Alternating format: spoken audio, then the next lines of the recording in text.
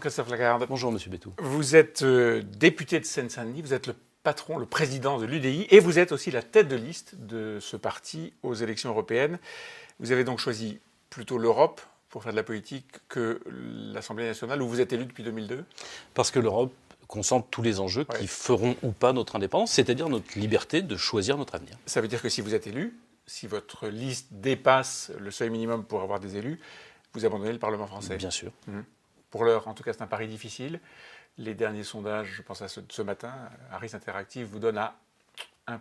Oui, entre 3 et 1%, vous savez, les sondages, alors que la campagne n'a pas commencé, on verra bien. Moi, je vous donne rendez-vous le 26 mai. Oui, mais 1%, c'est insuffisant pour être même remboursé. Il faut être à 3%. Et pour être élu, encore plus, puisqu'il faut 5%. Écoutez, nous sommes la famille de Valéry Giscard d'Estaing, de Simone Veil, de Jean-Louis Borloo. Nous portons nos combats, nous les finançons, parce que l'heure est grave en Europe. L'Europe peut disparaître. Elle peut disparaître tout simplement parce qu'elle est attaquée de l'extérieur, par les États-Unis, par la Chine, par l'Inde, par la Russie, qui ne se cache pas de vouloir détruire l'Union européenne pour mieux asservir nos nations. Et puis, elle est attaquée de l'intérieur, par M. Orban, par M. Salvini, et parfois par ceux qui, en France, portent la sortie de l'Europe. Je pense à M. Mélenchon, à Mme Le Pen, à M. Wauquiez, à M. Dupont-Aignan, qui nous vendent l'Europe comme une solution magique de sortie de crise française. Or, les crises françaises, sur la sécurité, sur le logement, sur l'emploi, elles sont franco-françaises. La baisse du niveau de l'éducation, c'est pas l'Europe, c'est la France. En revanche, si nous n'avons plus d'Europe, aucune de ces crises ne pourra se résoudre parce qu'on nous imposera de l'extérieur la volonté et les intérêts des autres États. Vous irez jusqu'au bout ? Évidemment. Donc vous irez jusqu'à l'élection, jusqu'au 26 mai, comme tête de liste de l'UDI. Vous avez mené d'autres discussions avec d'autres listes ou pas ? Non. Je cherche à rassembler... Donc c'est vraiment une voie autonome ? C'est une voie autonome. Je cherche à rassembler celles qui, à droite, au centre, veulent une Europe construite sur une ambition, ne pas subir le reste du monde. C'est-à-dire, en clair, avoir, en additionnant nos nations, suffisamment de force pour ne pas dépendre des autres. Pour ne pas dépendre des autres quand il s'agit d'agriculture, pour pouvoir nourrir le continent et même exporter à l'extérieur. Ne pas défendre au niveau des technologies, où nous commençons à être dépassés par les Américains, par les Indiens, par les Chinois.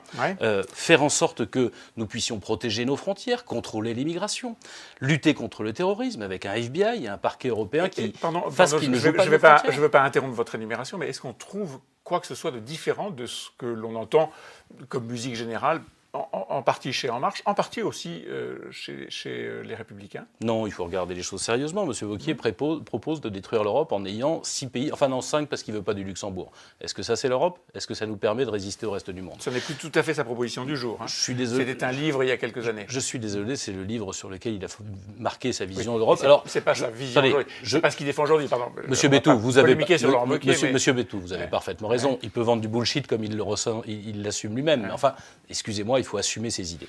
Et puis, M. Macron, finalement, a une vision de l'Europe qui, de mon point de vue, est trop concentrée sur ce qui est un marché. Il parle souvent de rapprochement fiscal, jamais de rapprochement social.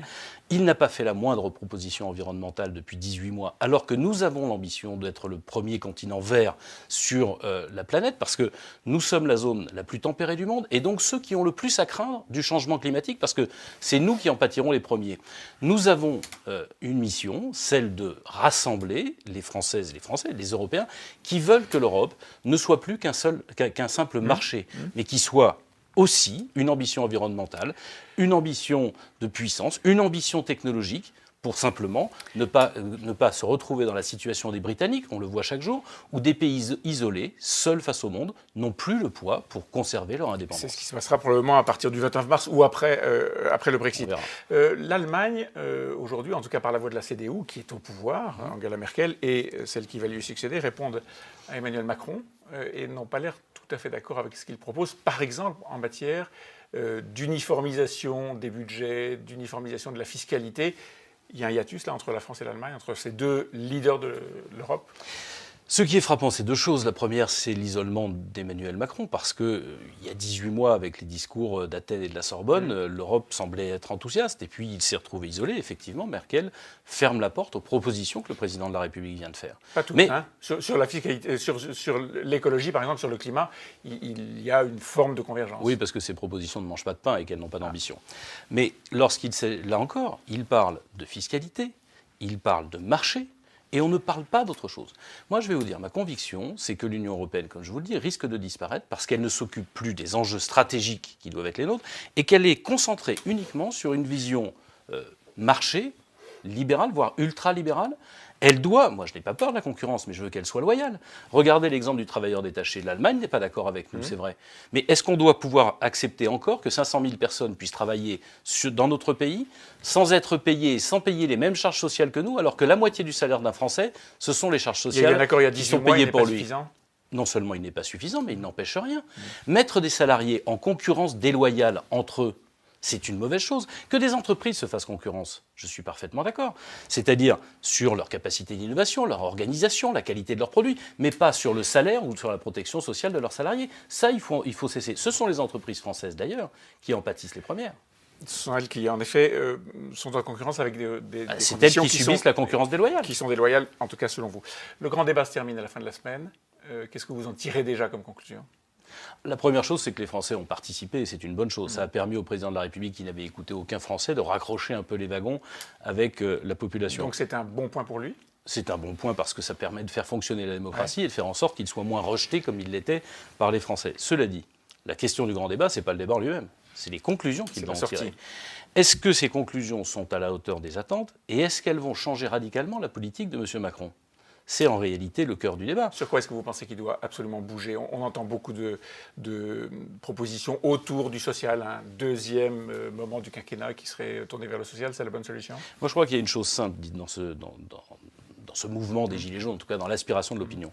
Une majorité des Français, en travaillant ou en ayant travaillé, en respectant les règles du jeu, ne s'en sort pas. C'est donc notre construction économique et sociale qu'il faut revoir dans son ensemble.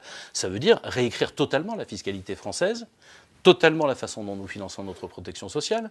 Et ce n'est pas avec l'idée que chaque ministre avance chaque week-end qu'on va y arriver. Il faut avoir une vision d'ensemble. Et la deuxième chose que dit ce mouvement, c'est qu'il y a une inégalité profonde entre nos territoires. Soit vous vivez, parce que vous en avez les moyens, au cœur des métropoles mondialisées, et vous avez tous les services, et d'ailleurs assez peu d'impôts, soit vous vivez dans les banlieues et dans les territoires ruraux, et à ce moment-là, vous n'avez plus de services publics. Eh bien, il faut accepter que la croissance que nous apportent les métropoles soit partagée, et notamment en direction des territoires. Une mesure qui devrait être, selon vous, annoncée à l'issue de ce grand débat ? Il y a une dernière mesure qui serait nécessaire. Je viens de vous donner deux pistes. Oui, mais vous avez donné des dispositifs réécrire la fiscalité. Oui, très franchement, en 15 secondes, je ne vais pas vous faire un plan fiscal français, mais je serai d'accord pour le faire si vous m'invitez plus longtemps. Je dis simplement qu'il y a une dernière mesure, on voit bien, et je l'ai dit au président de la République, il y a une aspiration de la population à mieux participer à la décision. On ne peut plus, comme avant, dire... vous êtes élu pour 5 ans et puis pendant 5 ans, les citoyens ne sont pas là. Il faut donc inventer des façons de faire. Et je suis assez étonné de voir la réserve, voire la crainte que le pouvoir a du référendum d'initiative citoyenne. Je pense qu'il a été mis sous le boisseau. Oui, eh bien, je pense que c'est une mauvaise chose. Je pense que ça n'épuiserait pas le débat. J'ai regardé ce qui se passait en Suisse. Les citoyens peuvent porter un sujet, ça ne veut pas dire qu'il est adopté. Sur le plan local ou sur le plan national ? Sur le plan national. Si 1 million ou 2 millions de Français souhaitent qu'on ait un référendum, et pourquoi on n'aurait pas, à la rentrée de septembre, chaque année, ou en octobre, un vote sur les référendums que les citoyens ont souhaités. Comment est-ce qu'on peut diriger le pays en disant il y a des sujets interdits aux citoyens ? Moi, je pense que ça n'est plus possible à l'heure de l'information permanente et des réseaux sociaux. Et donc, oui au RIC, dit Jean-Christophe Lagarde. Merci beaucoup. Merci.